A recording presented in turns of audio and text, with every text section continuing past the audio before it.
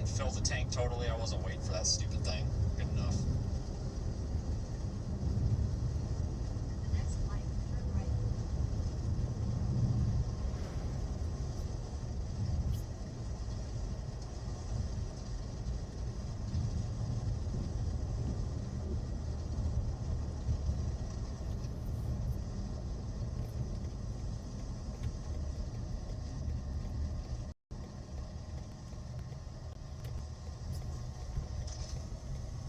Alright, off we go.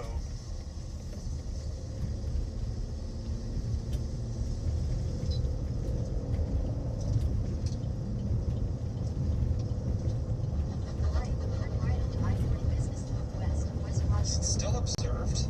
No, it is not. It is radar indicated only. But still.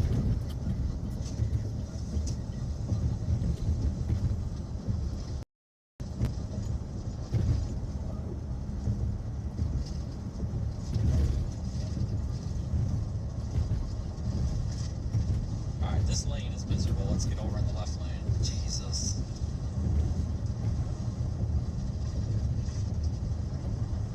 God dang it. I tell you what, these Oklahoma small town roads are... Speed limit's 35. I'm doing 35, and it's pretty bad. I mean, you almost have to go 20. Like, the whole road is a freaking speed bump. The road is definitely not built for the speed limit, I can tell you that. God dang.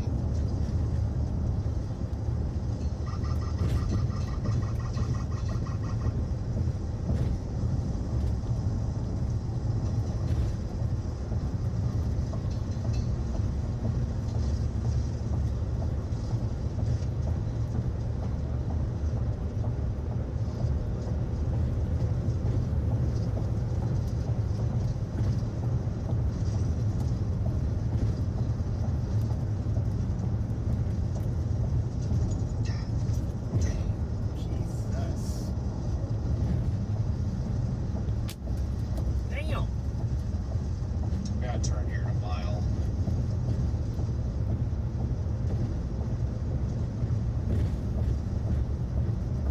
We got fuel now though, so.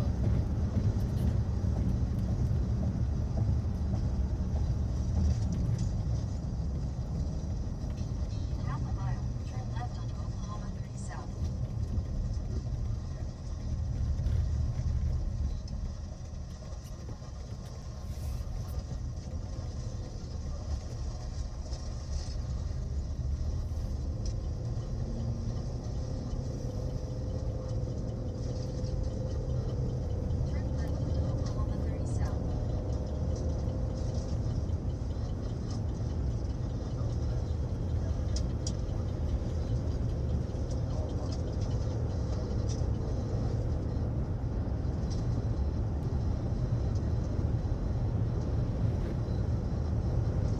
Oklahoma is, I mean, I'm not saying any of the roads are that great, but western Oklahoma has some really crappy roads.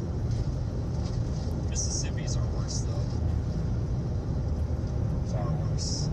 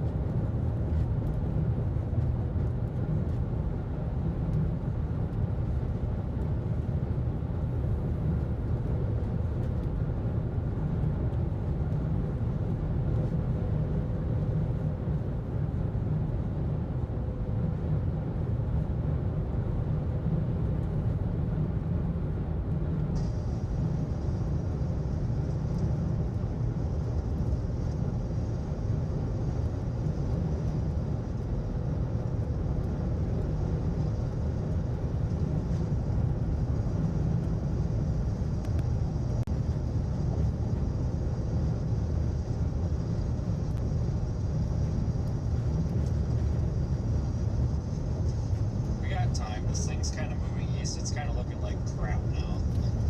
I knew that was going to happen.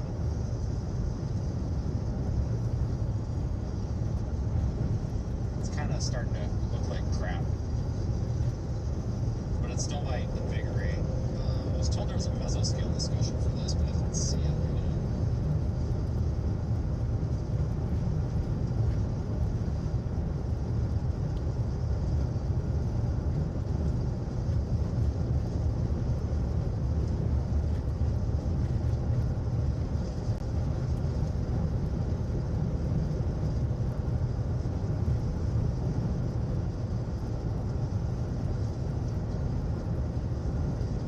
Must have just issued it because it's not loading. It's probably why.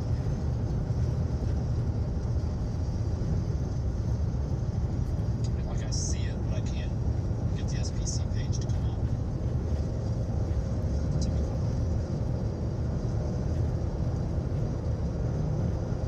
That's alright. We'll get it later. It's not going to change anything. New tornado warning.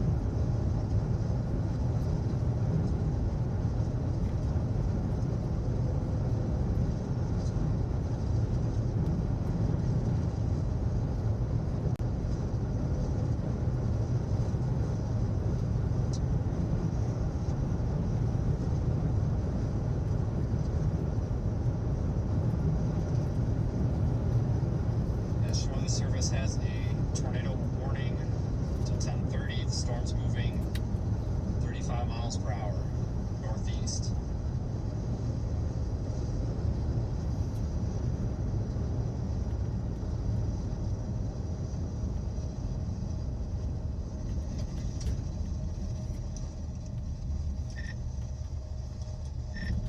All right, pulling over for this.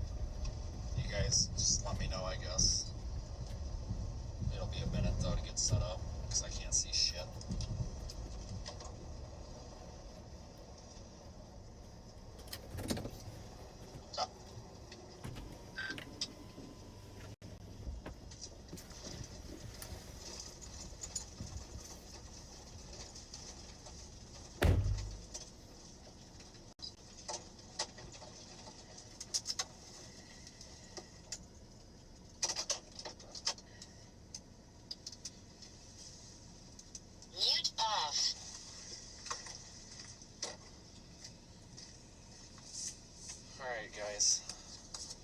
Christ's sakes, did I just lock myself out of my truck again? God damn it. Keep locking myself out. I'm gonna do it, fuck it. Alright, bear with me. We're gonna do a long. I keep telling myself I need a pause. I need more of them, because I keep losing them. Man, they're freaking expensive, though.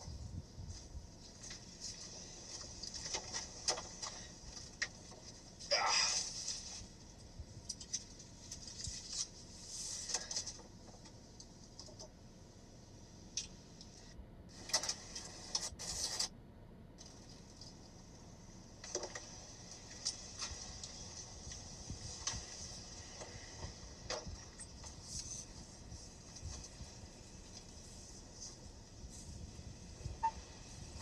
Mute off.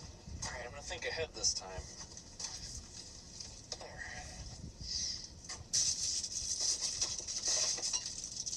I don't know what the point of this is, but I just want to see what the hell it looks like in front of a... Yeah, like... You said it, and I was like, yes. Well, and it's like, I kind of like to know what to expect. Like, are we looking at major disappointments with what we're doing, you know? But setting it up here works pretty good until I forget that it's up there.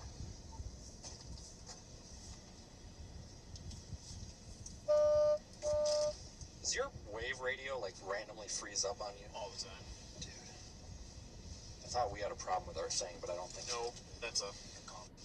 I don't know if it's signal or if it's the freaking radio freezing. It's every time the signal. Well, Yeah, like, I don't know. It's and then the radio, like, freaks out and doesn't know what to do. pretty much.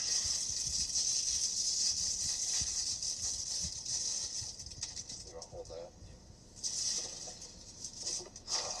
I have all this put away. Kind of. Oh my god. What the fuck? My thing just came on. No! No! No, not now. Oh my god.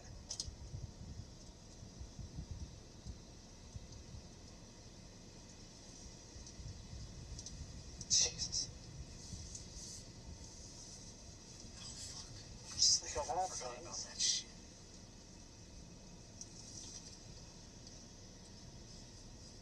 Oh, I don't think I have signal.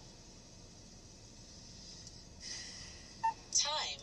Contact. All alert brightness level. Voice announcements on. Mute off. No connection. Fuck you. Channel 1. That's why I got the... Do you have the app on your phone, too? Yeah. This thing. God damn.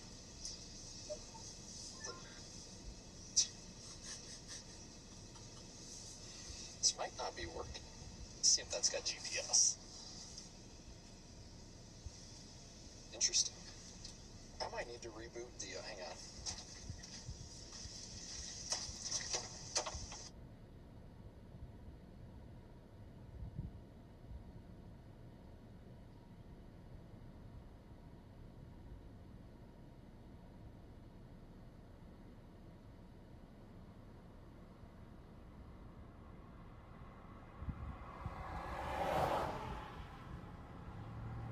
Let's see if that's got GPS. Interesting. I might need to reboot the, hang on.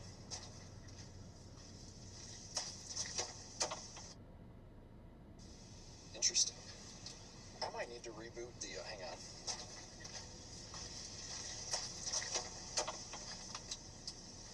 I think I...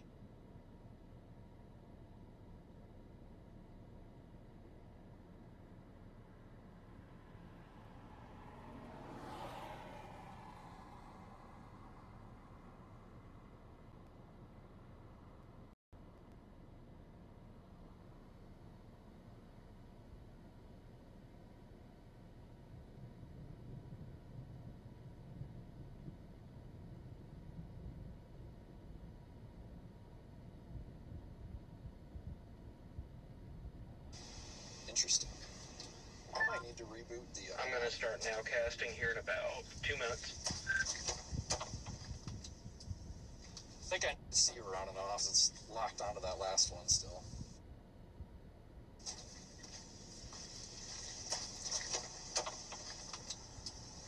I think I see you around and off. It's locked onto that last one still.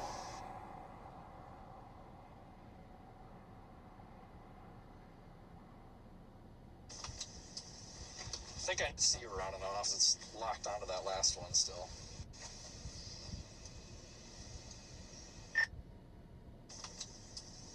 I think I see you around and off. It's locked onto that last one still.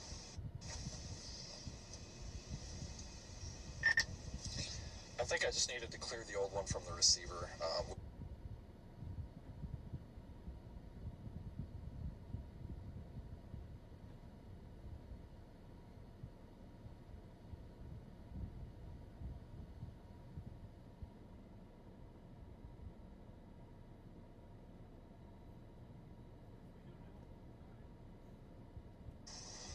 I think I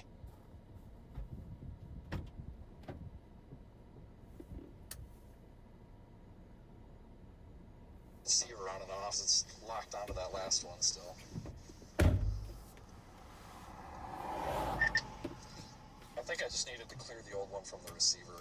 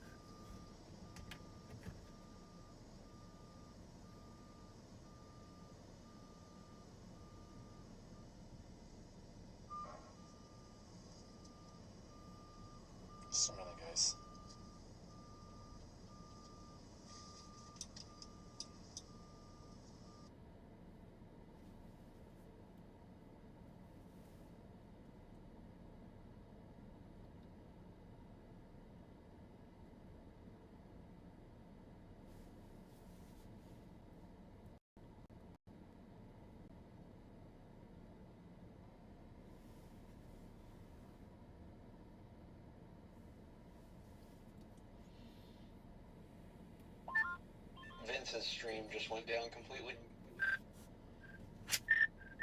Yeah, he's trying to get cell service on the main station so we can do a balloon. So he's probably restarting stuff.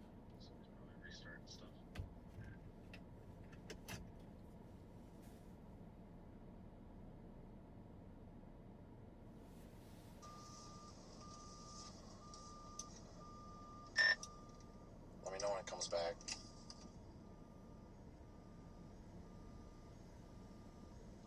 Will do. I'm not understanding why it's not back, so.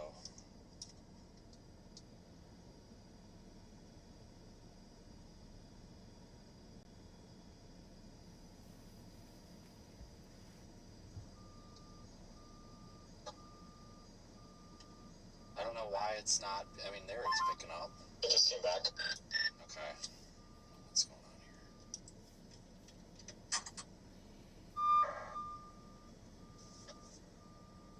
Yeah, we just don't have a signal on the ground station to the internet, so I can't do it.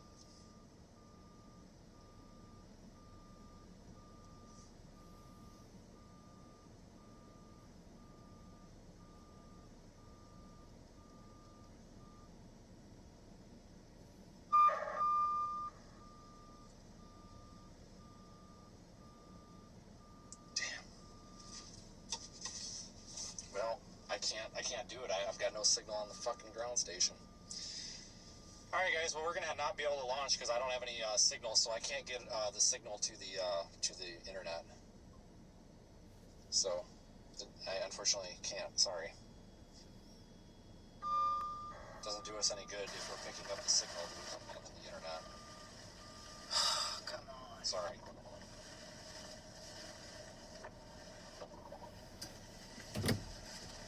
God damn it. Freaking dead zone. By the way, guys, once you get close to Okay. Oklahoma border, you are going to want to go south. The northern option is very, very off-road, very squiggly, and does not look like a good idea. That sucks, but part of doing this is sometimes you just can't do it. You could log the data locally, but I'm not really super interested in that. I guess.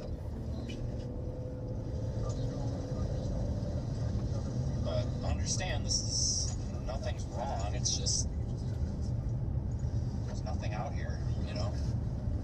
There's a signal. You know, it's not our equipment. It's just there's no AT&T. That thing runs on AT&T, and I can't push to the internet. You know, I can't push our data when there's no internet to push it over. So it is what it is.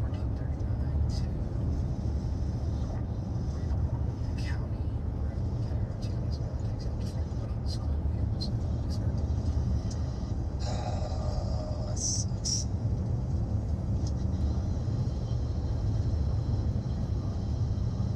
I guess I just didn't think about that. You know, we started having problems, and I'm like, oh, you know what? We're just in a dead zone. Like, it should be working, but then I looked down at my phone that's AT&T, and it was in SOS mode. Hey, Taylor, we have That's an approval signature on that storm now.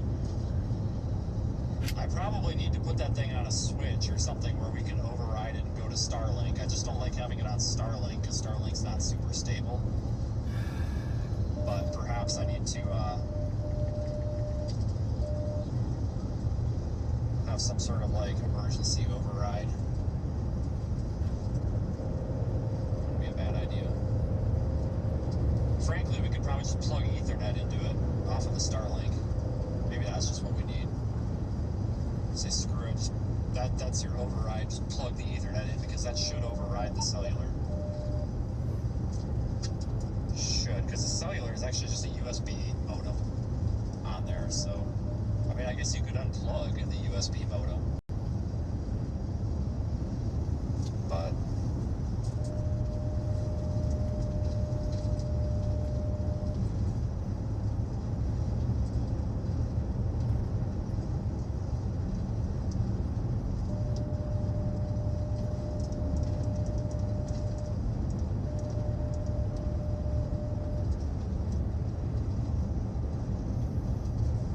There is literally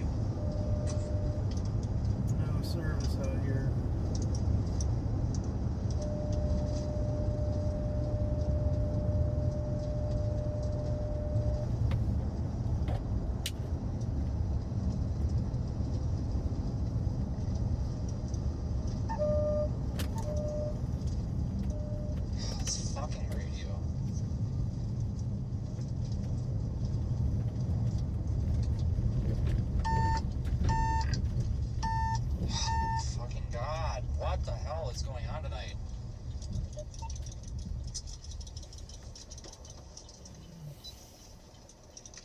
Just nothing works, man. We just lost AT&T again. Nope. Oh well. God damn it. Oh my fucking god, are you kidding me? Jesus. Channel 1. Oh yeah, channel 1. Yeah, that helps a lot. Jesus H. Christ. Channel 1, everybody.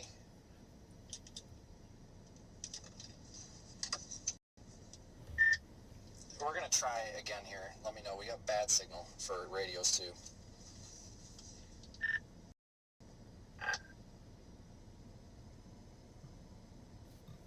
I don't think it's gonna squeak through. Dang it, this is just infuriating. So over this shit.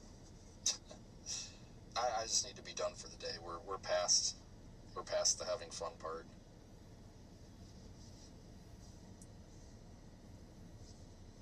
We just gotta be done.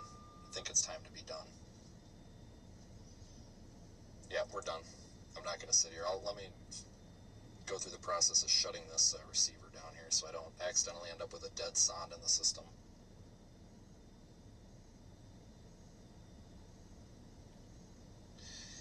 Yeah, so here's my new policy, right? Doing a speed test on AT&T real quick just to see if it works, and it's not. I got nothing. I got 7 megabits down, but I have 0 megabits up on my AT&T phone. So if my phone's not going to get up,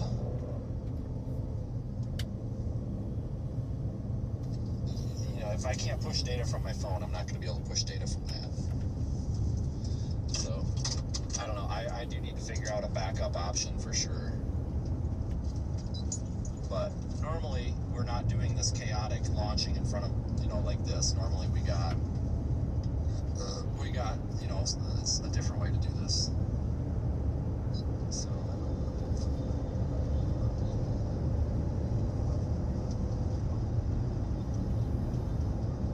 This is why I really need all of our vehicles out at once. Not that it's bad that we don't have them, but, you know, then we've got other vehicles that might have signal to be able to receive the sonde, so.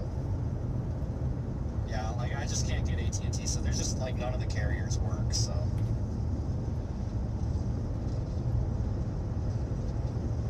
It's just, we just can't get signal. I mean, like, we can receive the sonde, but I can't send the sonde data to the internet or anything, so. It's just best to write it off at this point and be done with it. Especially with the storm weakening, I didn't realize that they dropped the tornado warning going into Oklahoma. It's news to me. I thought they continued it for some reason. I don't know why I thought that.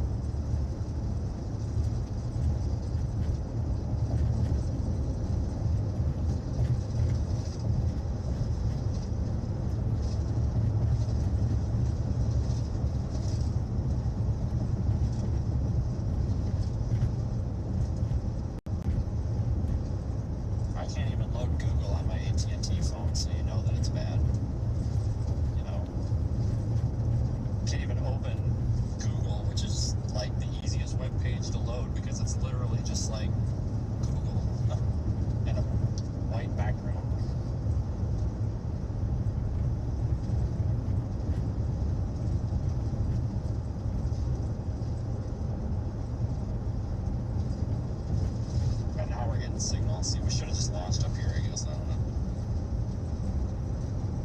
Nope, lost it again. It's really bad out here.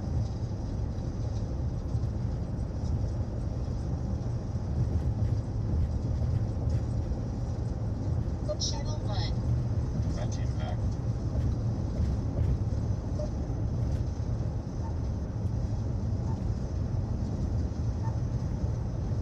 All alert tones on. Voice and Wi-Fi, cellular, Wi-Fi on. Wi-Fi off. My phone speed test on AT&T got 0.001 megabits per second up. That is the most I've been able to get. Like, I haven't even been able to get it to... Yeah, I don't know why. Like, it's just, it's not going to work. It's just not going to work. Well, he keeps trying to reconnect.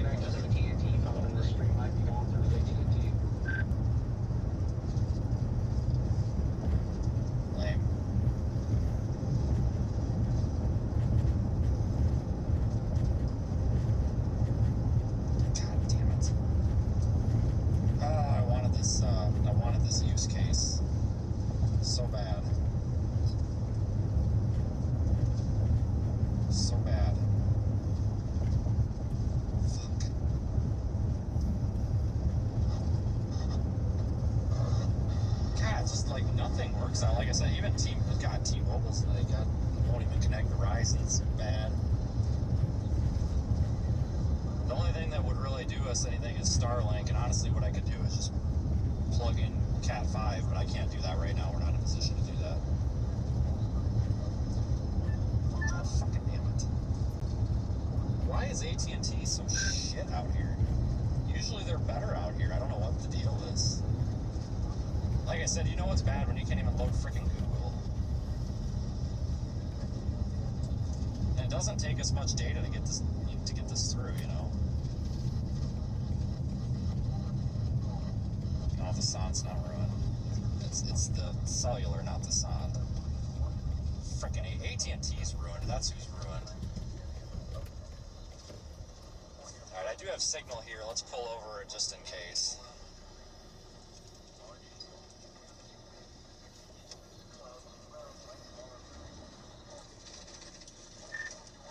Pulling over just in case. Just in case. Copy that. Fingers crossed. That's probably not going to connect. I had signal. So I wonder if something's wrong with AT&T out here. Like, they got a tower down because, like, I just had a good speed test and now I can't even connect again. Something's messed up. Something's messed up bad. Hey Taylor, you still have a pretty strong rotation on that storm off to your left. There's a little bit of what looks to be a debris signature popping up in the center of that rotation.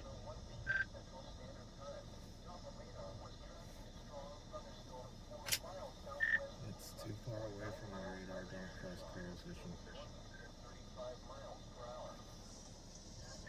I'm looking at it. I don't see any like defined lowering. Stupid AT&T.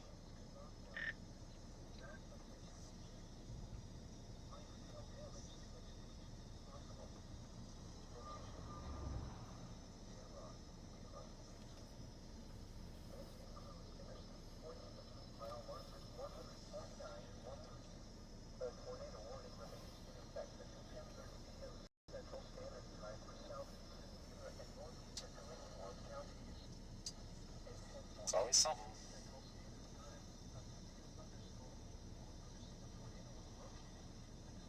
No, if we don't have a stable signal, I can't do it, guys.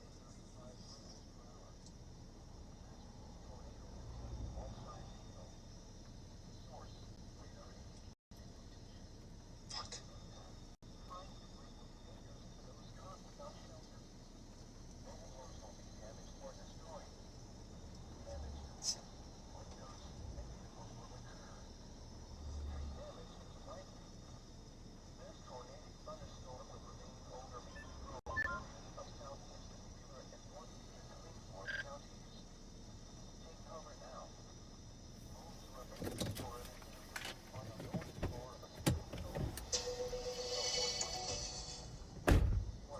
Tornado warned it. They're continuing that same warning. Basically.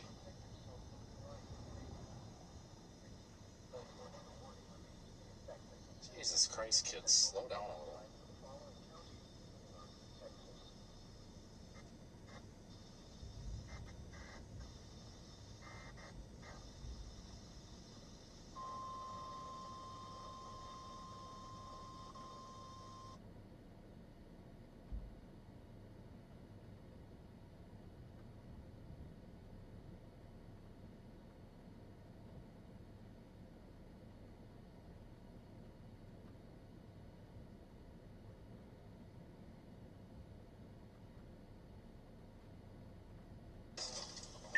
I have a ping, do you?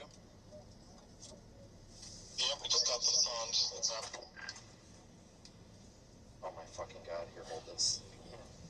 Shoot this fucking...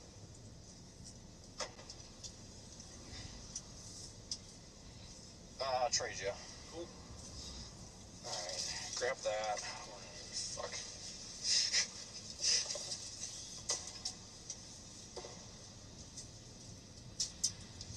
Alright.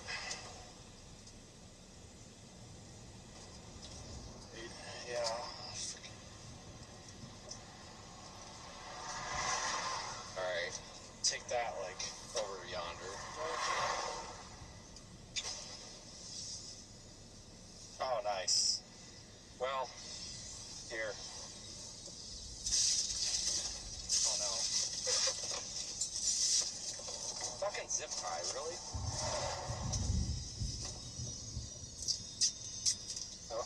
zip ties. Oh, right there.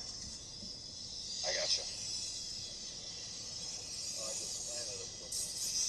Well, that should keep here. It won't. It's good. I'll rig it. Zip tie will do it, I'm sure.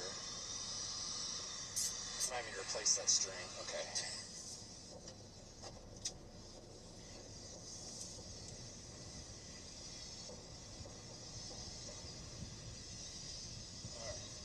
Is it picking it up? Not yet. Okay. I'm gonna give you more gas. Go for it. Because I think we'll need to empty the cylinder. I think this will be the last launch for it. The dew point has been 32 degrees this entire time. I'm not sure if that's right. Say again? I can't hear these guys at all. The dew point has been registering 32 degrees the entire time it's on. It looks kind of suspect to me. Well, that would have been good to know. Earlier. Well, whatever. Other data, please. The dew point has been 32 degrees. It's not what I want to know. It looks like it's... I need to know the other data, though. The temperature is around 70 degrees. The wind looks normal. That's probably good. Just the dew point. Well, we don't need the dew point, I guess. I mean, it's not the end of the world, you know. More interested with, like, the photograph, I guess. I mean, if we have to say screw the dew point, screw the dew point. Alright. I switched tape, and I swear to God. Like the extra damn sticky tape. Fucking U-line tape. Alright, I'm gonna go do this up here, I guess. In front of the camera, maybe.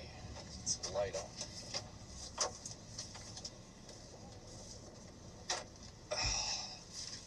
Alright, well. Don't hit the power lines. Please don't hit the power. Oh my god. Go! Yes. Okay. And balloon launch. Didn't hit the power line. Copy all. Ryan Scholl That's a is sitting start. right in the middle of the court. Alright, well, I mean, we got everything but dew point. I mean, whatever. You get fucking wrecked. Yeah. He's getting hit with inch-wide hail right now.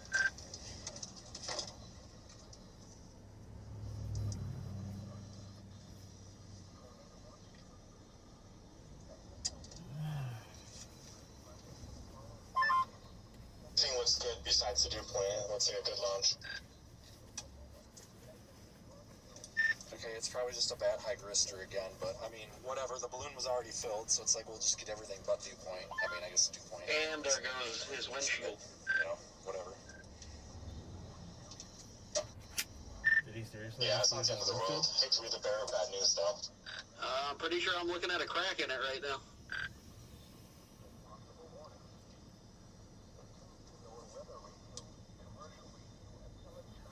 From what I can see through his camera, it's like a mix of little pebbles and then big rocks.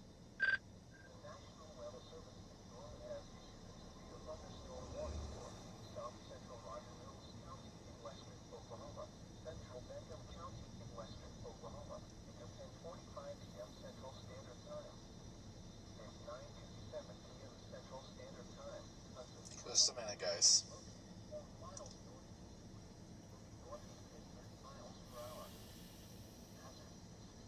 Just a minute.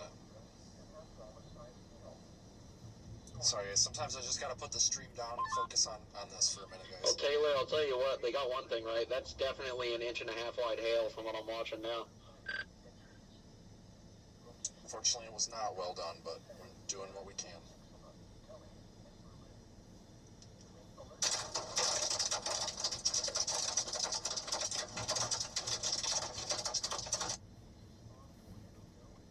Oh yeah, he's getting pelted.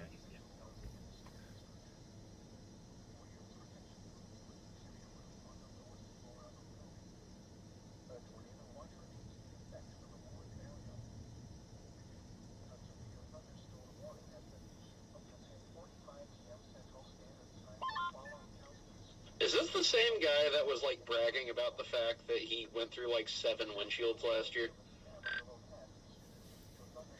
I think so. He likes to punch hail course.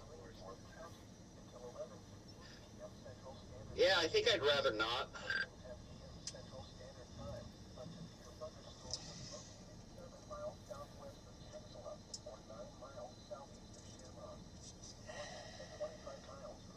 Dude, it sounds like his car's getting hit with like 50 different BB guns right now.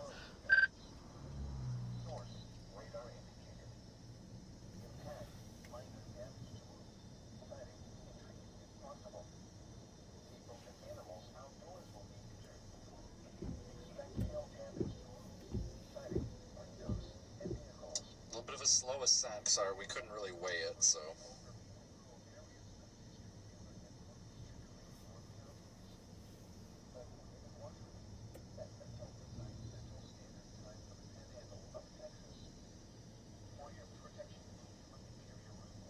God damn it, that makes me so mad, that fucking high grister. God dang it.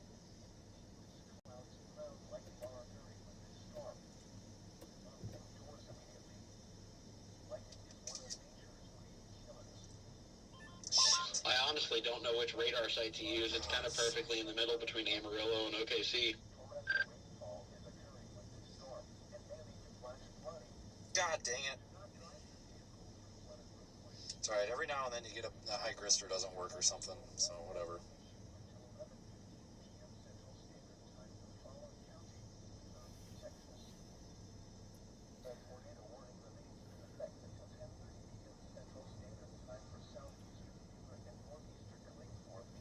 What is it looking at?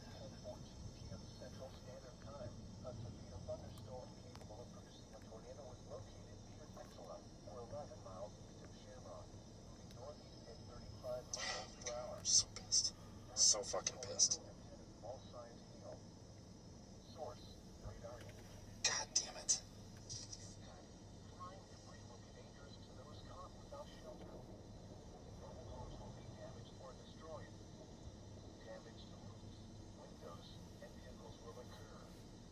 Yeah, the damn dew point's stuck at, or the humidity is stuck at 100%.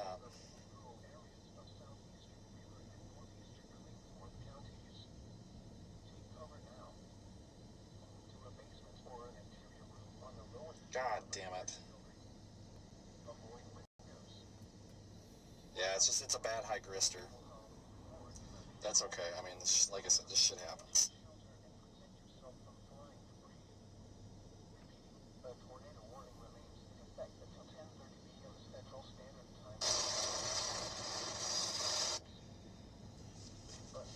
It's getting ingested into the storm right now. It's getting sucked up into the updraft right now. If you look at Sondhub and the tailwind or whatever it is predictor, it's way off course. It's sucking it up. That's really cool. Yeah, so I mean, this is really not good that we're stuck at 100% because, man, we needed that. But, I don't know, at least we'll have the photograph and we can kind of compare and see how these behave in close proximity, I guess. Damn it. Yeah, I'm sure we'll still get some useful data out of this. Yeah, this thing's getting sucked into the supercell.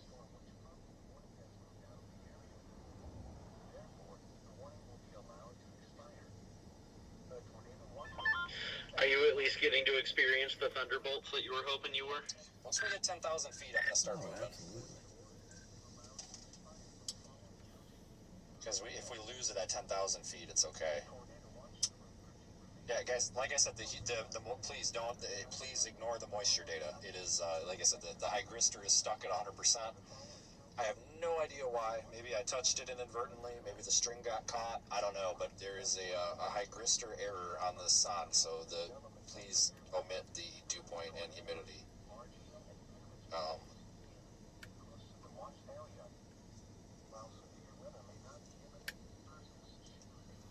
So omit.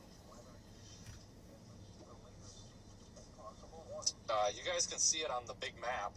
It's pinned in the chat. You'll see the sond. If you toggle the radar on, it's going into the supercell.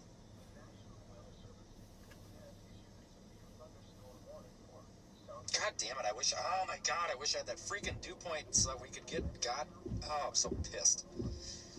If you can't tell.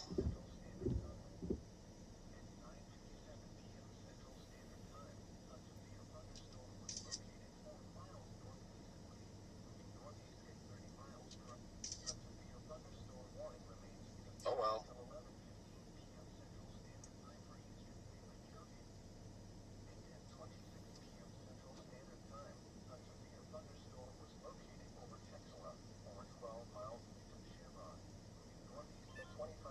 That storm is moving more north than it is east right now. Yeah, I believe I have the wall in front of me. You definitely do. How do you spell Hygristor? Hygristor? I'm watching it from Vince's stream Let's just say right now. That's a humidity sensor.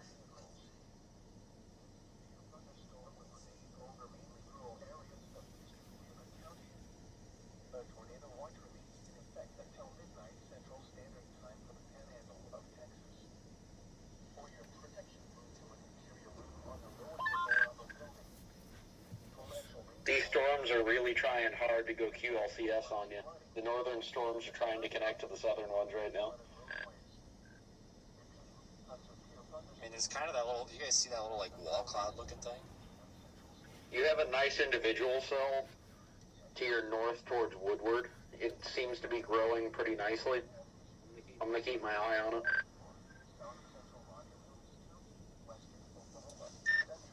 This thing is very much so getting ingested. I mean, it is miles off of the predicted path.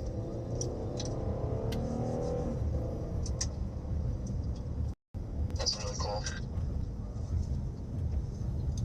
Are we past 10,000?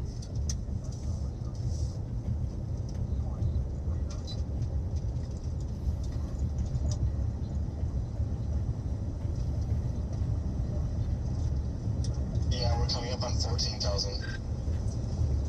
Alright, I'm moving then. If we lose it now, I'm not too worried about it. It might have actually just blew up. It might have, I think it just got shot down by the supercell. Yep, I think it did.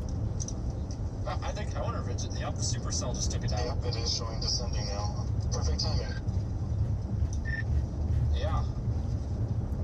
Interesting. That actually works out okay then. Probably got freaking hit by lightning, honestly. Exactly, I was just thinking it probably just got struck by lightning. Or hail. You know, it could be hail too, actually. Come to think about it. Because it would still be within the height of the hail core. Taylor, the problem is right now is that the supercell is trying to compete with a bunch of individual cells that are starting to form a line.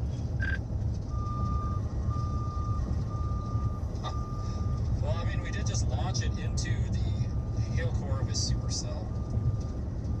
So, I mean, kind of expected. I wonder what pressure data shows. I wonder if this thing, yeah,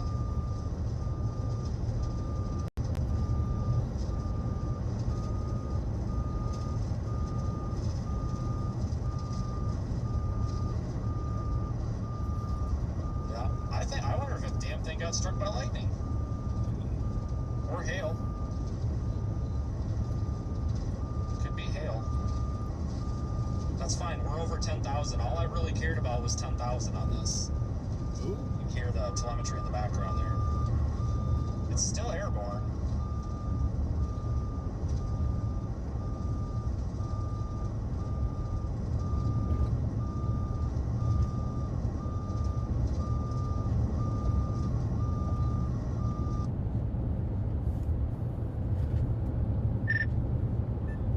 I was trying to get its shit together again, but that's lowering again.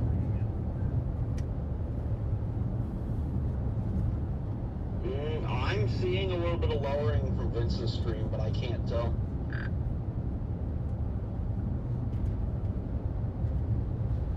It's just hard to say without actually being there. It's got a defined wall cloud again. Low wall cloud. Oh, I'll be damned. You see that lowering directly in front of you? Yeah, right in front of me.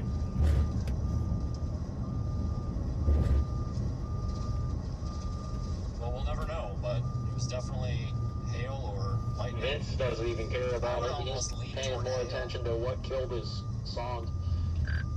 You know, because you get that thing up into the updraft, that hail is like, you know, shredding it.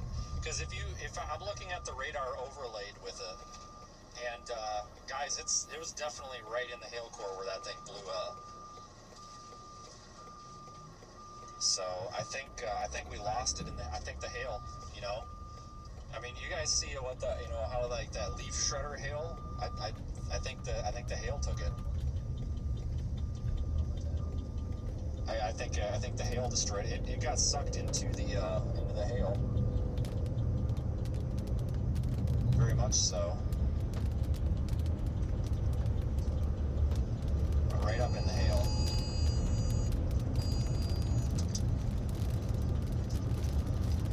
Huh. That's actually cool. You know, like I said, I really only wanted 10,000 feet, you know, 8 to 10,000 feet. Because I kind of just wanted to see the photograph. We needed something. We needed something to be able to compare, like to know what to expect when we're launching it ahead of these.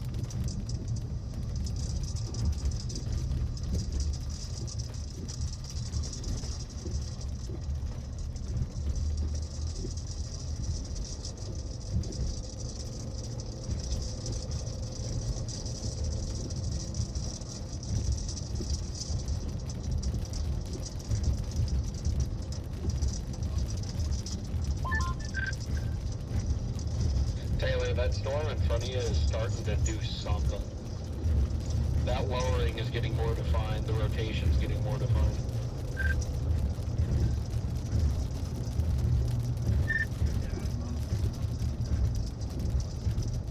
Your inflow is coming in from the north. Correction, from the south. I keep forgetting that I switch radar stations off to the west, or off to the east.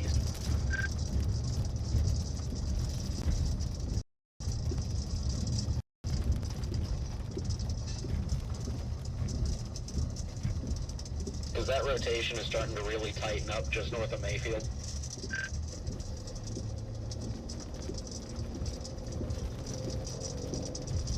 Well, not a success, but a success, I guess. So that's actually something that I was not thinking about before. You know, now we kind of need to think about that. Like, hey, do we maybe want to be even farther back when we launch these? Because this is just going to get shredded because it's going to go into the hail core. Because you've got, you know, that balloon's pretty stiff, and you've got hail hitting it. I mean, it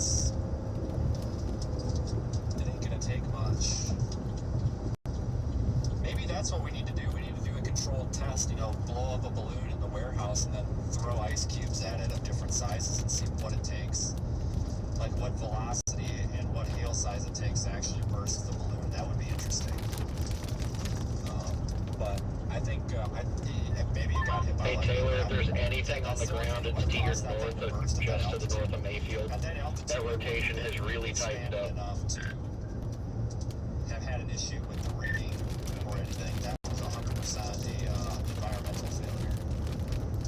Lightning or hail.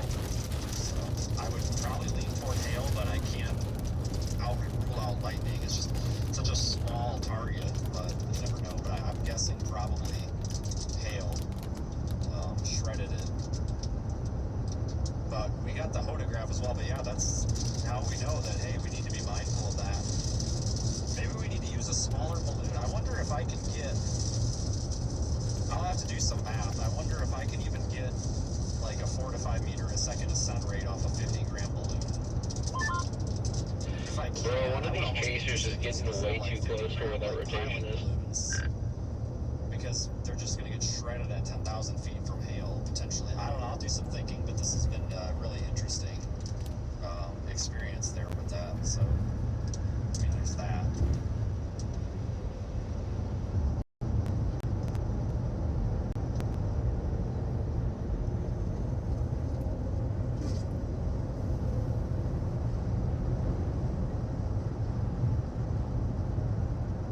That photograph is pretty representative of the environment. They're up to like 4 kilometers. I shared it on Twitter.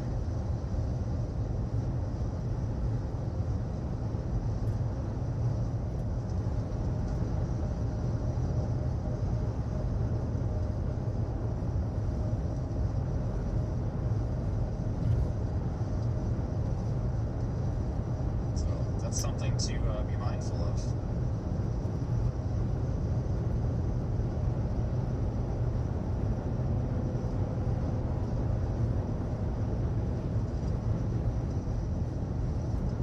So yeah, if I think the HRRR HRRR had a good model, it's just they focused it on the wrong area. Interesting. Those cells to your northeast seem to be the main producers right I mean, I now. don't know if really the thermodynamics matter that much. In that case, the hodograph, you know, which is our wind plot, is really what was most interesting.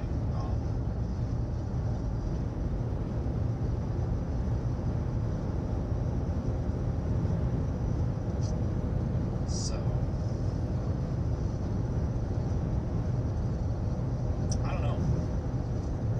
Normally our operating procedure is not to launch a balloon into a supercell. Like, launching the radiosonde into the supercell doesn't really tell us much. But there are use cases where we may want to do that. Especially if we have multiple people out and we can compare a sounding basically a mile outside of the inflow with another radiosonde that we sent up 5 miles ahead of the storm. And look at deltas, that would be really cool. But the whole reason I wanted to do that is because I wanted to know, before we go into full operation, I want to know, like, hey, how do these things behave when we actually chuck them into a supercell? And that's not a very common thing to do, obviously. So it's now we know how it behaves. I mean, you've got environmental issues, obviously, you know, high grist or failure. That could have been just the sonde, which is very possible. It's possible I also touched it. I'm very careful to not touch those high gristers, because if you touch them, like, the oil on your hands screws them up. And it wasn't that, but still could have. NWS isn't extending the tornado warning yet. I think they're holding off to see if it actually produces. One of the things Eric and I were talking about was the amount of dust causing issues on humidity sensors too. Not that this was the case, but The actual rotation we're is having an outside issue the warning last area year now. with the drones of the humidity sensors getting all jacked up because the amount of dust in these storms and fine particles. Mainly, I mean, around they tornadoes with the possible drones, that we're they're having also- reliability issues with humidity sensors.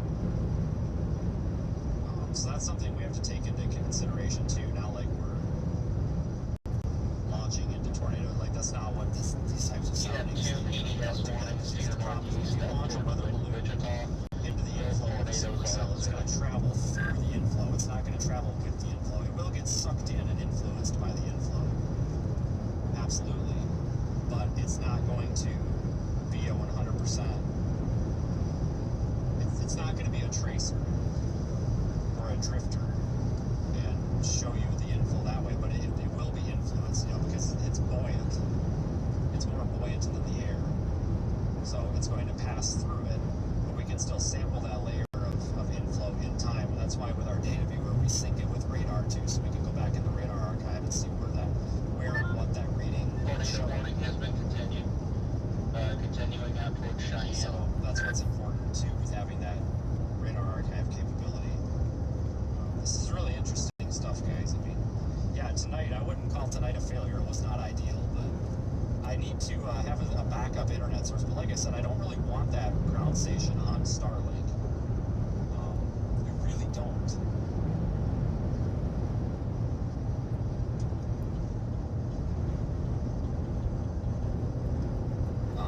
Because it's going to be spotty. But I need to do a little bit of research and see if there's a way. And I'm sure there is, but I need to be able to do it without screwing a bunch of stuff up. See if there's a way that we can archive on the device, and then as soon as we get connection again, push it all as a lump.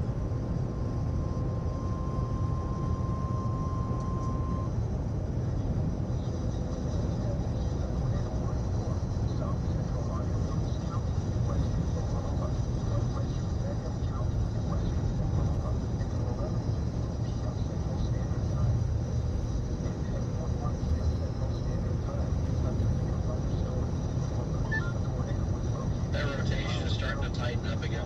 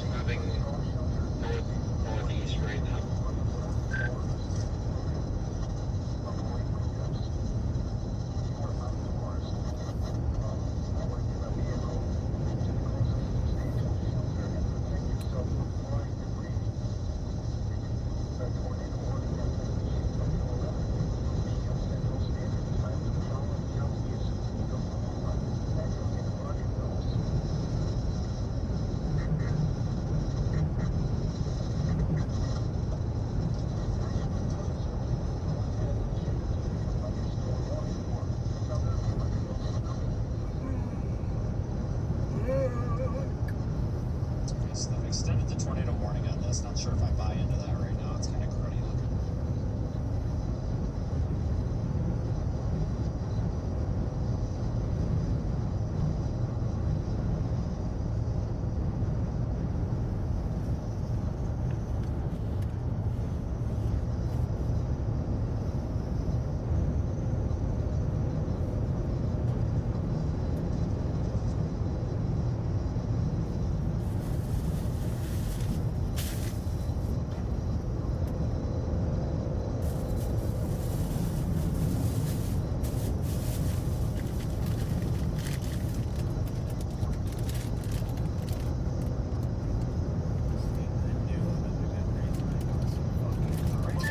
Storm started tracking more east again. So that's my plan. Yeah, we're all just. I'm sure you can see on radar Omega bobbling into the east. The rotation is kind of paralleling Highway 6 right now. It's actually right over the highway between Sweetwater and 283 right now.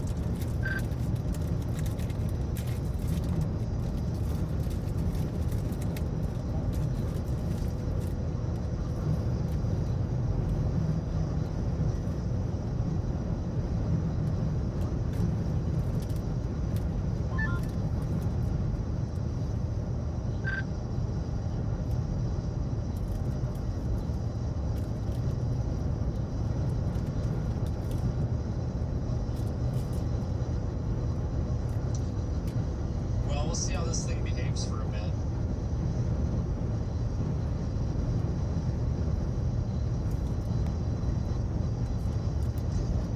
Yeah, as soon as I get to the hotel, I need to do something because I think I actually have a capability that I can do without having to totally rip everything out and redo it. I think I can program this thing so that if we launch a radio sound without signal, I think what we can do is tell, and I think I have this built in, I just don't think I use it.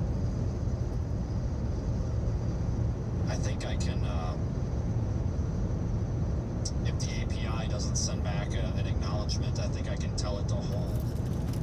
And then as soon as it gets signal, because, you know, it's constantly pinging the API like every 5 seconds to see if it has signal, and if it doesn't, it's, you know, it knows, but...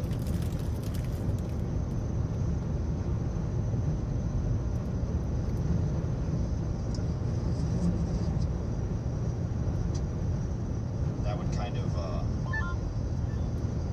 Taylor, that tornado that is a PDS to your northeast right now, launch in a dead zone. that is a long track PDS right now. Push all the data. That's something we could probably do. It takes some of the fun out of it for the viewer, but Stand by. The rotation on the one you're on right now is really tightening up. It's starting to get really fun. you know, we would push as soon as we had signal. Because it does store the data. I just have to see how the API server, I just need to see how nice it is. If you give it multiple packets of data at once, it might reject it. I don't know if I can feed it multiple lines or if it has to be line by line. Because right now it sends one line, waits, sends another line, you know, because it's every second, so it's on, off, on, off, on, off. I gotta see if the server is... I mean, it's physically capable when it comes to processing power to do so. But I just need to make sure, I need to test it and see if it will accept it, or if it'll just accept the first one that comes in and then just kick the rest out. So I don't know, I'll look into it. We'll see. We shall see. I mean, if it does kick it out, we can change some things.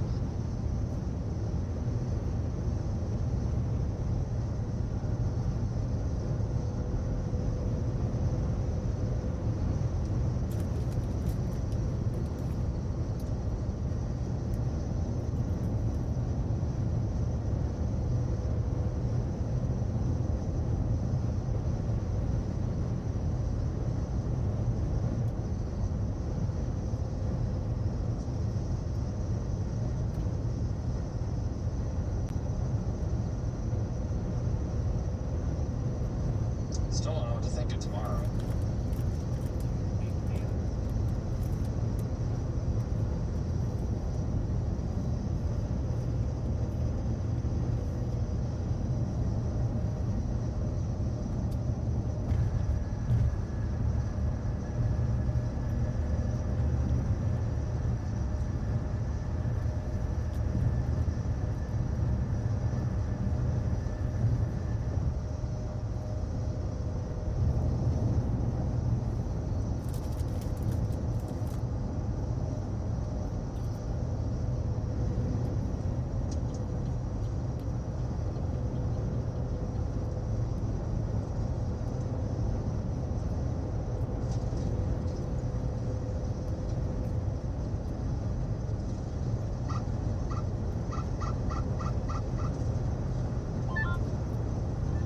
Was that you siren blipping?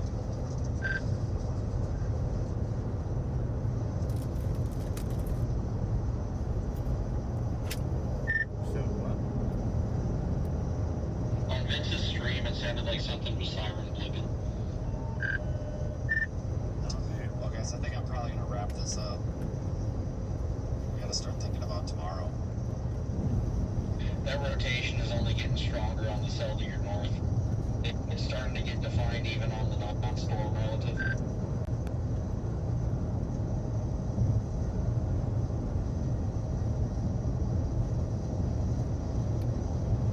Thanks.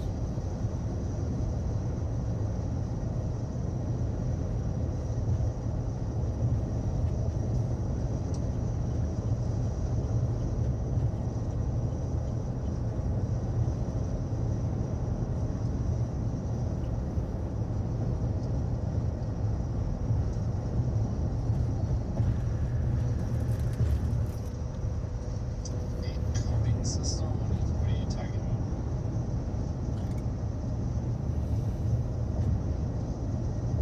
What did I miss? Hey Taylor, pay attention to CJ Ziegler on your radar Omega. He's got a pretty good view of the rotation.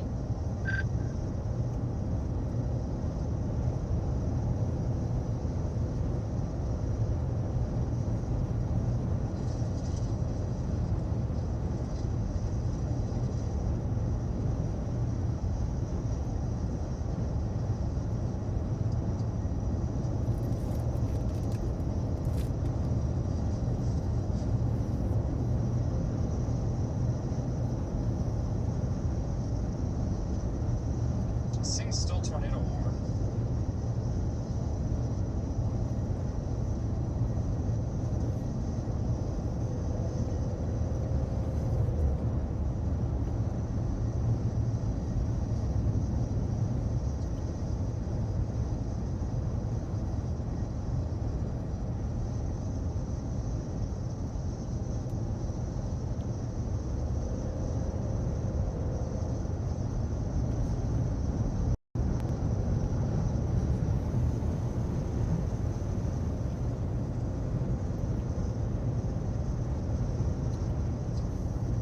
Yeah, there was like tennis ball size hail in that storm, so I mean, I wouldn't put it past it.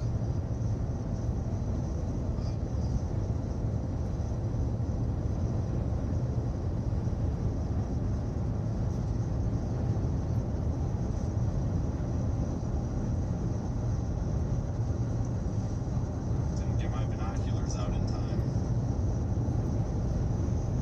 Probably could have went and found the damn thing, honestly. Not like that would have told us anything. It should be a popped balloon, you know what I'm saying?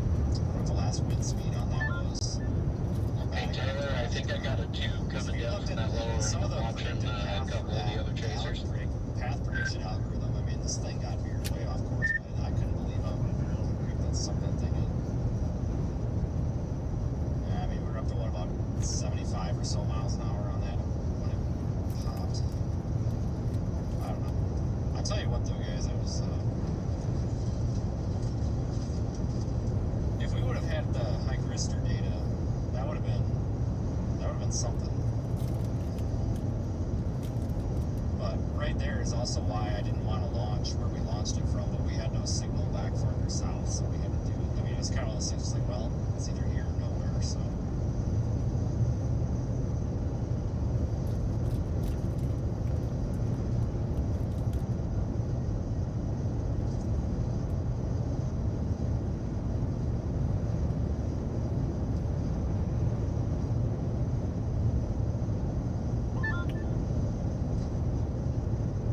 Hey, Taylor, that mezzo is tightening up. It's trying to do something. Right.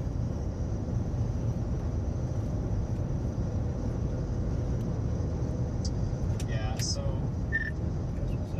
I don't know what you guys mean about spraying the balloon, but the balloon's latex, and if anybody's ever used like a latex glove, you'll know that It's got a lot really of nice it's looking all cup when the latex. velocity's there. We're just That's waiting to not see if really it the does issue. something now. So there's really no need to put any sort of material on the balloon because It's got a bunch of rotating there scud just around really the bottom isn't. of Like, it. I guess I don't know how to describe, how to explain it, but there just really isn't. I mean, I don't think there's anything that we could do to a latex balloon to make it any better. I mean, all it has to do is hold the lifting gas and then go up. Like, you know what I'm saying? Like, I don't know. I'm not trying to squash any ideas or anything. I'm just saying, like, there's really nothing we can do to these balloons that's going to do anything. So they have to burst at some point. Like, we don't want This is them the to only part I hate about nighttime chasing is that you have to wait for that perfect lightning strike to light everything up.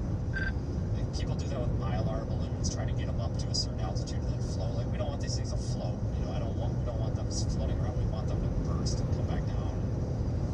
Like, I don't know if that's what you guys are talking about, trying to make it not pop soon enough. But like, there's other ways we do that. It's just by using the appropriate balloon. Like, if we want to go between 58,000 and 65,000 feet, we use a smaller balloon. If we want to go up to about 80,000 feet, we use a little bit bigger balloon. If we need to go to 100,000 feet, we use a Starting bigger route to balloon. Spring Hill Suites by And we put more Marriott, gas in it. Oklahoma And a City. lot of it is balloon size, but it's also the amount of lifting At gas. 3/4 of a mile, keep What? right.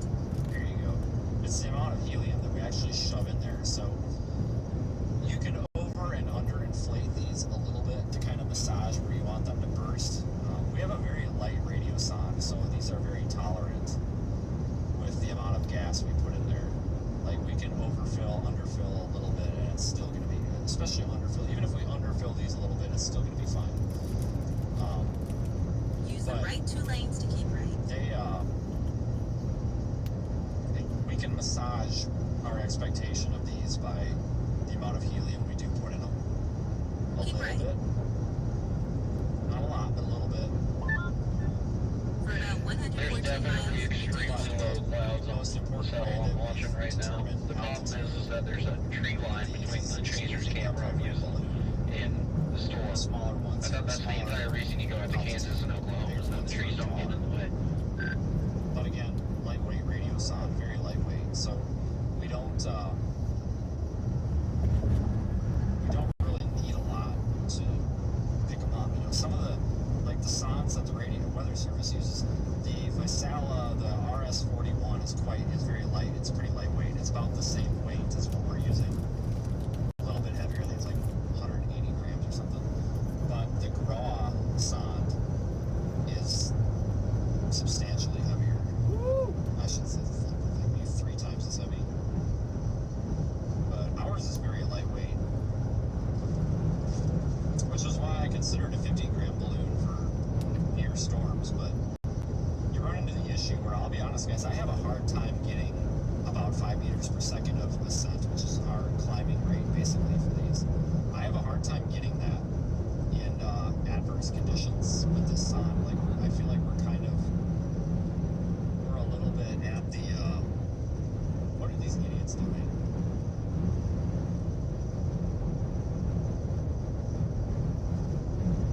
We're a little bit at capacity here, and like when it's raining, typically we found when it's raining you need to add about 100 grams extra of lift. But with these, we're kind of pushing it. Like, if it's raining hard on these things, we max out at about 3.8 meters per second, which is still okay. But I'm just wondering if these are going to get blown around. I don't know. Some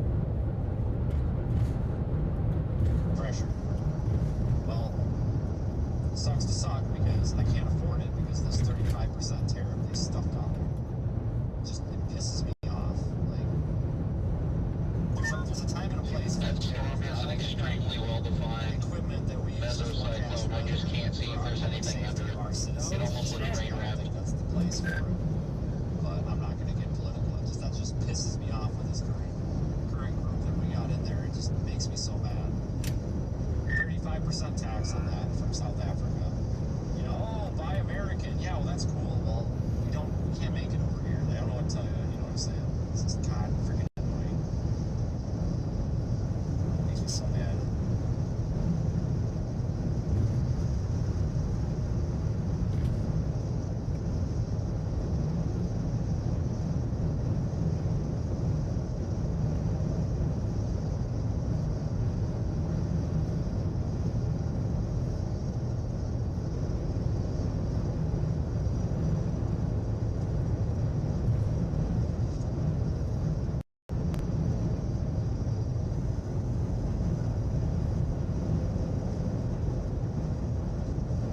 Yeah, 50-gram balloon would probably get us to about, I'm trying to think, because these balloons typically overperform a little bit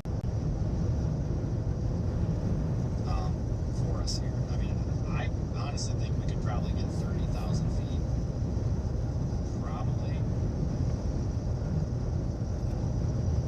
It's really that lowest, like, man, I'm trying to think. You know, maybe lowest 6 kilometers of the atmosphere that we care about when we're trying to, like, look at a photograph of a storm inflow. But again, guys, the amount of times that we actually would do a balloon launch a mile outside of the inflow of a tornadic supercell like we just did are like maybe 2 or 3 times a year. So I don't even know if it's worth perfecting, but see, the main prerequisite we would want for that would be another launch vehicle. We would want to do 2 simultaneous launches. We've talked a lot about this.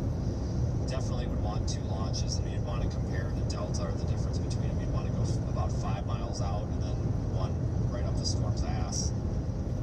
And at the same time, simultaneous. That would be the useful data set. Because that's basically what you're looking at there, is how is the supercell modifying the environment in close proximity to it. Yes, 5 miles is close proximity, but you're going to be outside of those immediate influences. So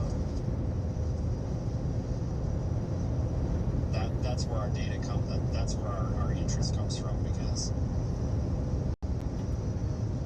we have a lot of different objectives, but one of the objectives that we're trying to hit hard this year that we haven't talked a lot about is, how are supercells actually modifying their immediate environment?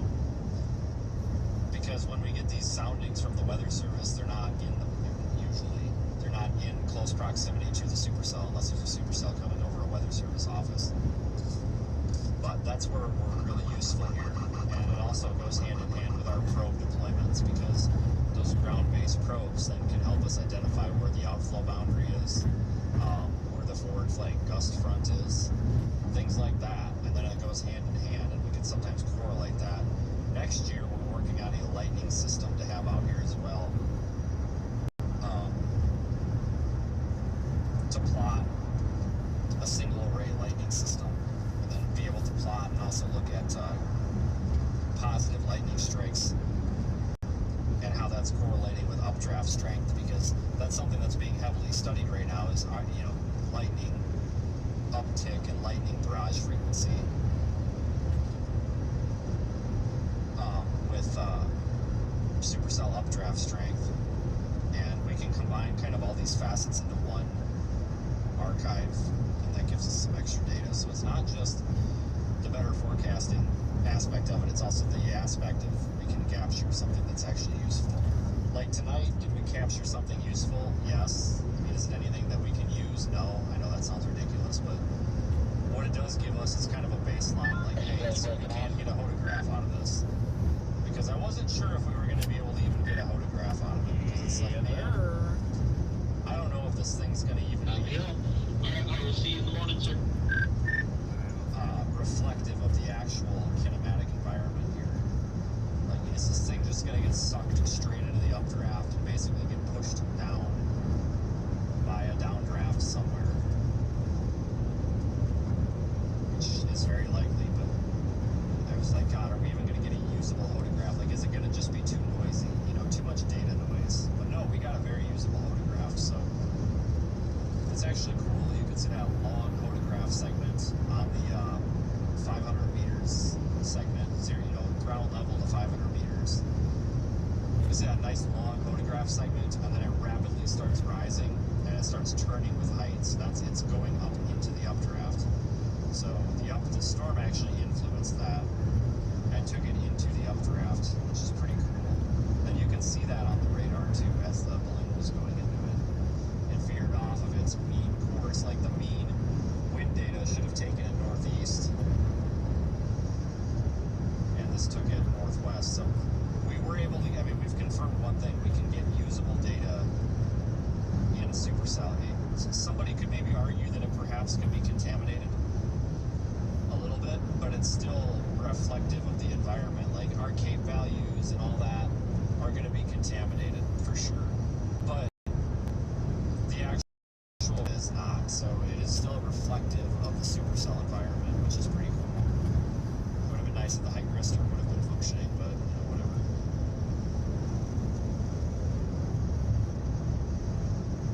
Yeah, it's kind of one of those, like, we needed to do it just to see if we could do it, because I'll be honest with you, if this would have generated horribly noisy data, I would have just said, fuck it, we're not even going to bother. Like, don't even bother within 5 miles of an updraft. But no, we can do this for sure. We just have to be smart about it, because it is a little bit of a waste, because it's usable, but it's a very niche case. What would be fantastic is if, we get a nice data set from one supercell this year that's got a tornado, and we can do what we just did. And then also 5 miles out, and they have probes out on it too. That's what we need to do. That's what we're looking at.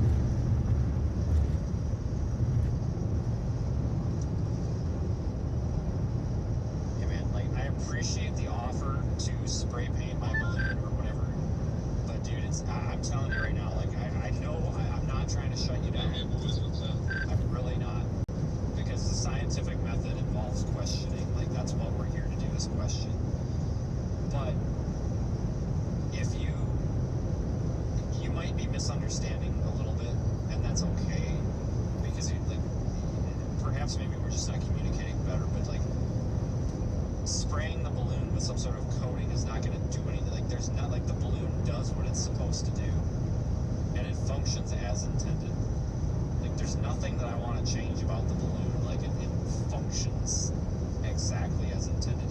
And even if we were to, like, spray paint it with, like, some sort of coating that makes it, like, rock hard so it never bursts, I would have to redo all of our calculations and algorithms, because a lot of our algorithms rely on the ascent rate of the balloon, which is predictable.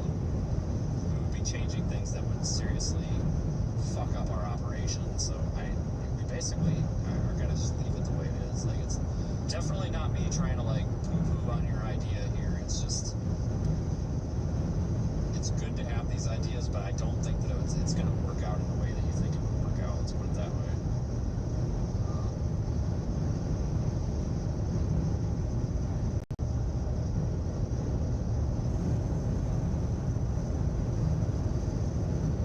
I know a lot of people have really good ideas out there, but I will tell you, we know what we're doing. I promise. We got smart people involved. We know what we're doing.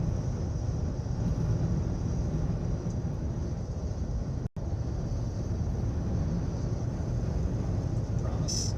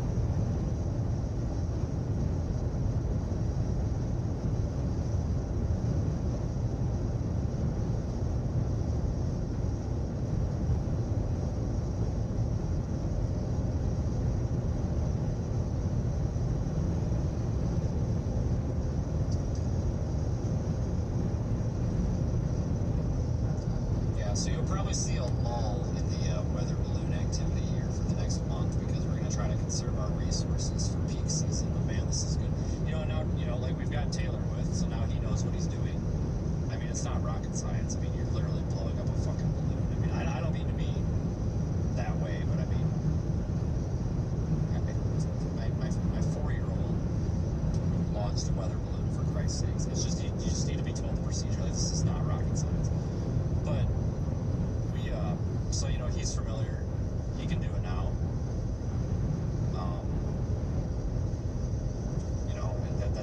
That's one more person now that can do this. So, Tanya's been out here. She can do it. So that's 2 plus me. When Zach is out, he'll be able to do it. That'll be another. We're getting everybody up to speed here. So this is good. And I didn't really have any problems today. I thought we had a failure of the ground station. Because when we tried to launch that and it wasn't coming up, it wasn't hitting the server, I thought the ground station failed. And I was like, what the hell? You gotta be kidding me. But it was just, it didn't have signal to the internet. It didn't have LTE signal. Like, if it can't talk to the internet, it can't send our data to the server. So it actually wasn't a failure at all. So technically that all went perfectly fine as intended. So, I mean, I'm fine. I'm fine with that. So we actually didn't have any problems today. So I'm pretty happy with this.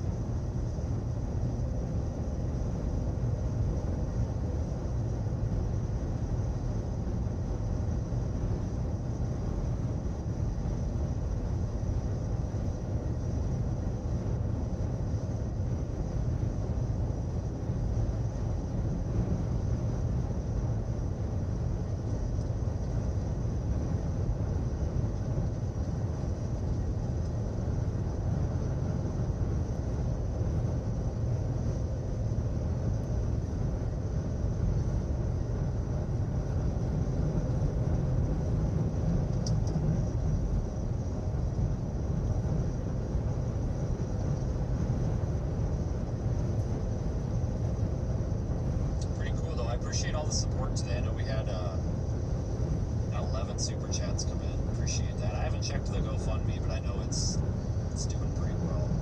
I'm gonna be honest with you guys because I'm gonna be transparent with you guys. I don't want anybody to think we're doing a bait and switch here, but we're probably gonna extend that GoFundMe. We had a lot of expenses that we didn't expect. Well, let me put this a different way. I had a lot of expenses that I didn't expect, and it inhibited me from donating as much money to my own business as I wanted to. But we're okay. But we're still going to keep the goal at 25,000, but I'm not going to close it. Once it hits 25 grand, we're going to keep it open because they will let you keep it open and just let it keep adding up. So I don't want to like bait and switch everyone and hit 25 grand and be like, surprise, now it's 30. Like that would just be really shitty. You know what I mean? Like that would make people think that like we conned them or something. But no, I am going to keep it open though. I'm not going to close it. I'm going to keep it open through at least the beginning of April. If we hit it prior to then, I'm open because people seem to like donating that. I've gotten a lot of positive feedback where people have said, we really like this more than the PayPal method. Like this is nice. Like I don't feel like my credit card's getting stolen. Like I think this is cool. Like, all right. So I think we'll keep it open, but I just wanted to be transparent with that, so people don't think we're, because we appreciate the viewer support, even those who don't financially support, just watching means the world, so thanks for watching.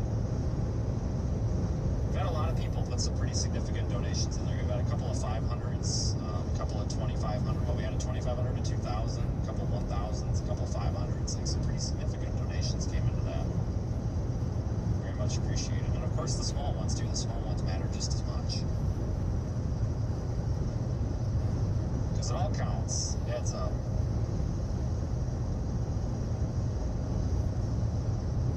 It's just one of the things that sometimes gets lost in the weeds is I struggle because I basically give all my money to this. And I got a real big slap in the nuts Some asshole told me about a week ago that, well, that's not a sustainable business model. No, it is a sustainable business model. Like, I'm still here, aren't I? I've done this live storm chasing thing since 2019, and I think I've done a damn good job because I'm still here. And look at what I'm doing. It was really it was somebody that I really respected, and it was nobody that you guys know. It wasn't a sponsor, it wasn't a friend, none of that, but it was somebody that I thought gave a shit, but apparently not. Sent me an unsolicited phone call telling me what an idiot I am, basically. F that guy.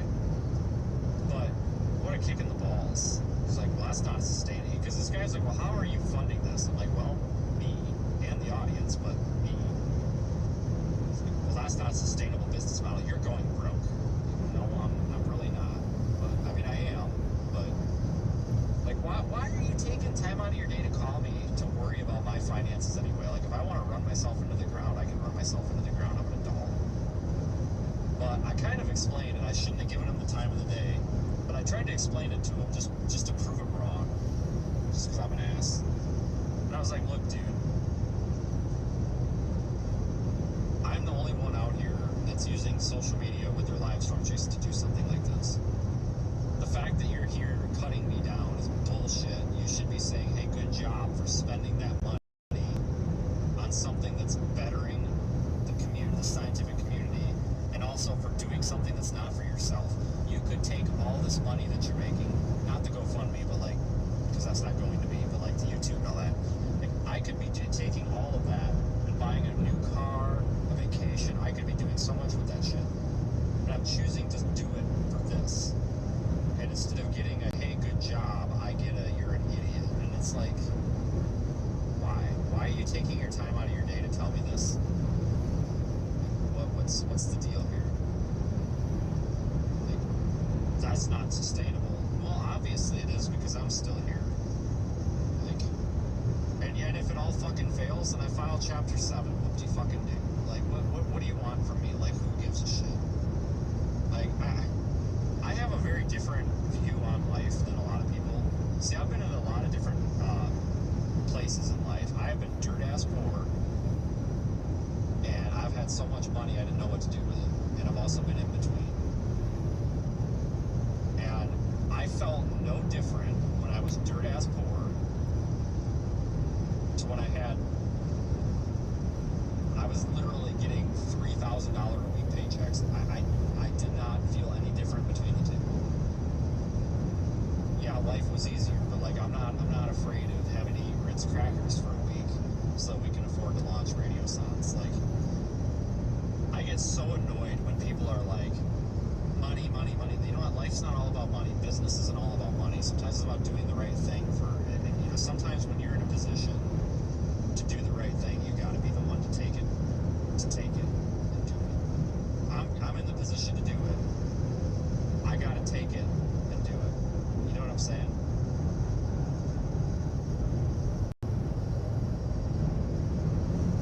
Oh, Paul's coming out. Yeah, we knew you were coming out. That's old news.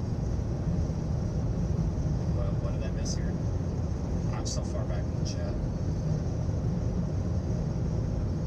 Oh, yeah, Paul's coming out this year. For sure. But, you know, that's the thing, guys. Like, I don't know if anybody watches Dave Ramsey, you know, the financial guy, the bald dude that's always angry. You know, oh my God, you have $6 in debt? Jesus Christ, you gotta sell your house. You know that guy? I mean, the guy's actually not wrong. It's kind of a spaz. Like, oh, you have $100 in debt, you gotta sell the truck, man. Like, you gotta sell your truck. I don't know. But that guy would hate me. But like, here's the deal, folks. Like, I got drilled on this by somebody that was like, well, what you're doing doesn't make any sense. You don't have retirement. You don't have the... I do have retirement. I had a very respected, very well-paid, good job that I transferred a 401k out of. And I took it, and I'm not going to tell everybody what I did with it, because it's nobody's business, because somebody's going to try to hack it or some shit like they tried today. But I took it, and I put it in investments that make sense, and I think it's gonna be just fine. Like, I'm not a stupid retard out here. Like, you know, maybe I am, but like, I'm not totally stupid, people. Like, you know, if this fails, yeah, I'm screwed. But once I'm 50, I'm not screwed. I don't know. It's like, whoa, there's a car there. Okay, well, why do you care? Okay, well, why do you care? You know, what's it to you? It's been working fine so far. I'm kind of an expert in what I do. But I'm telling you guys, like, I do dump all of my money into this project right now. That vehicle accident a month ago really effed me hard. You know, a lot of people were like, just wait for the insurance. If I have $500 in the red, it's $6,500 in the black, if that wouldn't happen. But you know what? It's just the shit that happens. Whatever, you got to deal with it. You know, it is what it is. I mean, it's not really anybody's fault. It just happens. And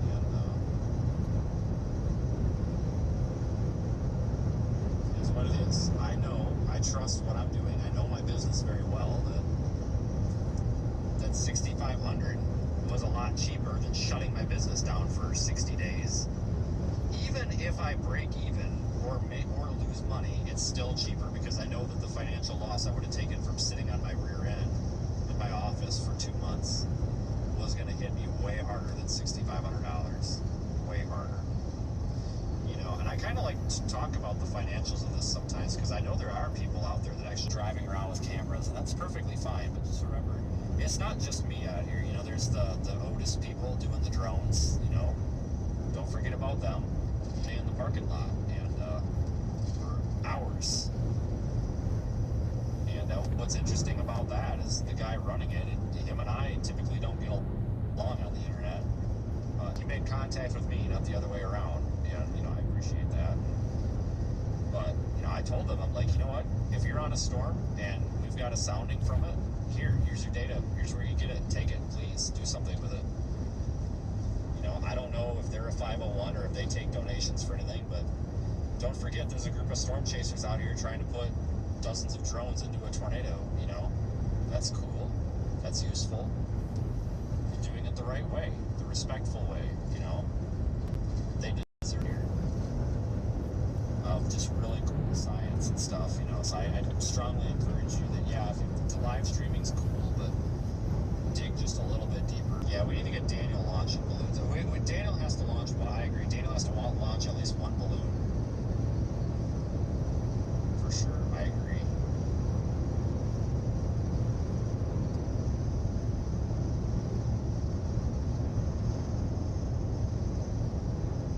What's going on? What are we talking about? Somebody being okay? What's wrong? You guys, did something happen or that I need to know about? Like somebody hurt or something? The chat just looks really cryptic right now, but I can't see all of it. You're gonna coat your balloons in A1 steak sauce? Hell, sign me up. I mean, that could be a science experiment, Paul. I mean, I don't know. Is there like an enzyme or something in A1 steak sauce that would dissolve the latex? I don't know. Do you know? Probably not. But you know what? We could find out by doing it. Call up the Japanese guy and be like, hey, have you ever coated one of these things in A1 steak sauce? And he's probably going to be like, no. And you'd be like, well, I did, and now I know what happens. And either something or nothing, and we're not going to know until it happens. I mean, hell, maybe there's something in there that dissolves latex. We don't know. We just don't know. I still want to fill up a balloon, probably a garbage bag, because I'm a cheap ass. But I want to fill up a garbage bag full of hydrogen, put it on a string, attach it to a fence post, and then shoot it with a Roman candle. I think that would be cool. It was brought to my attention that I have to have it tethered, otherwise it's an FAA violation. But if we fill up a garbage bag full of hydrogen, I can get hydrogen real cheap. Fill up a garbage bag full of hydrogen, walk a safe distance away and shoot it with a Roman candle. That would be pretty cool. Maybe we could put steak sauce on the garbage bag. Yeah, we gotta put steak sauce on the balloon, for sure, yeah. Maybe we could float steak sauce. Some guy did that with garlic bread. They did a balloon launch and they took a loaf of garlic bread to like 100,000 feet. I have no idea why, but they did it. Take some steak sauce to the stratosphere. God, wouldn't that be something?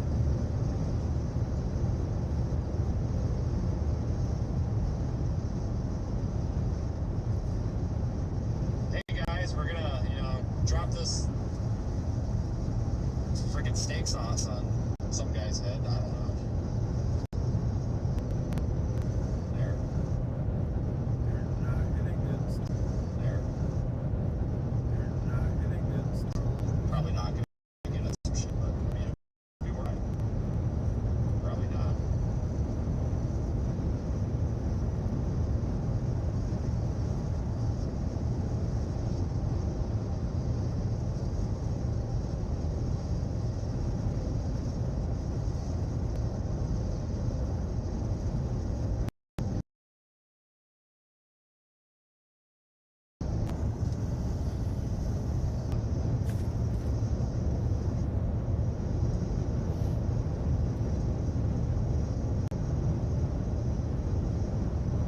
No, but then opened it up like 2 hours later.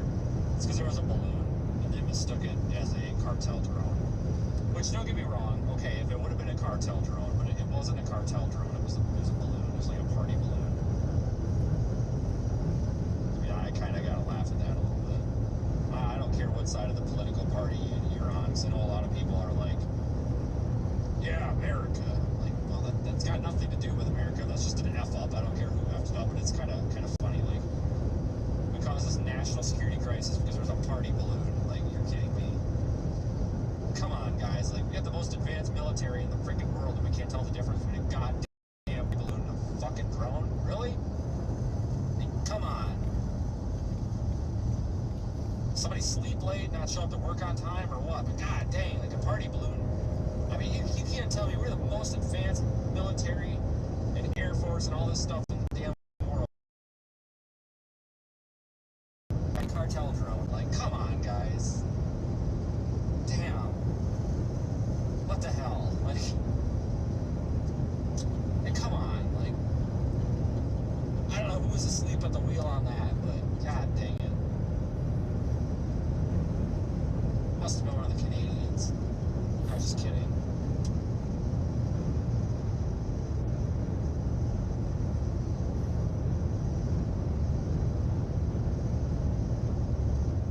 God, that'll be the next thing. We'll cause a national security crisis. We'll shut down the airspace because we launched a balloon.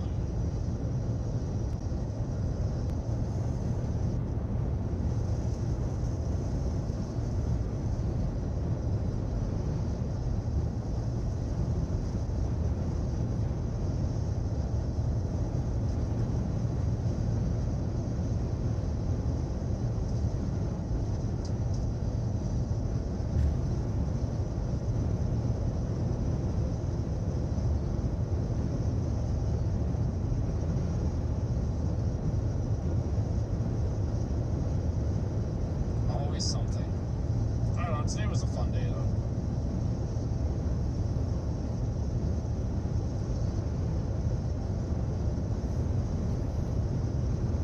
March already, can you guys believe that? Jesus.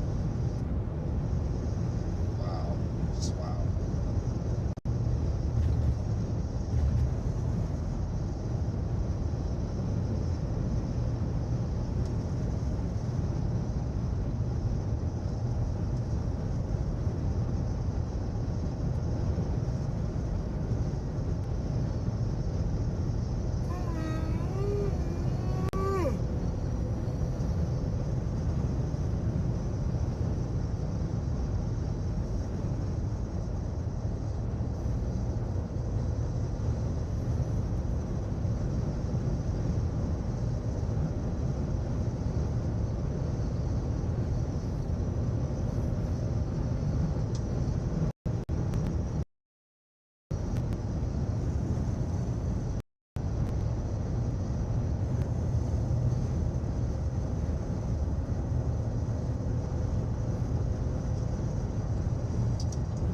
Didn't even have to use the air conditioner today. Didn't even get that warm.